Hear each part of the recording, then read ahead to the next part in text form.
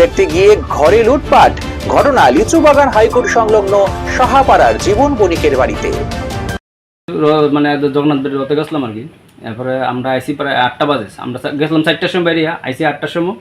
আয়া দি আমার ছেলে প্রথম আইসে বাইক লিয়ে আই পড়ছে আগে। হ্যাঁ আয়া কইতেছে ফোন করতেছে তোমার দরজা দি ভাঙ্গা আন দিকিটা এই দরজাটা ভাঙ্গা ঢুকছে। তো আমরা তাড়াতাড়ি নেমে আইলাম।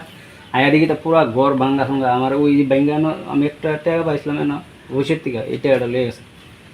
মানে 10,000 মতো আসলো, 100-200 টাকা কম দিতে পারে, টাকাটা লেগে গেছে। আমি আগে তো সিকিউরিটি করতাম, সিন্দিরা মানে সিকিউরিটি ডিউটিটা নাই, মানে অফিসিয়াল লেবারের কাজ করি। এত বছর ধরে তো আমি করেছি। আর কিছুদিন আগে এক বান্ডিল রড লেগে গেছিলো, এনে রড আসলো 12 পিস। আর এনে ওই যেন স্কুলটা পিছিয়ে দিল্লি পারছি, একটা গাছ আছে যেন কোটা টোটা খা, এই আমার সন্দেহ হইতে থাকে। এটা এটা নিচে আর এই যে জিনিসটা ভেঙে গেছে, ঠিক করতে গেলে বিভিন্ন সব নতুন করে ফাটাইছে।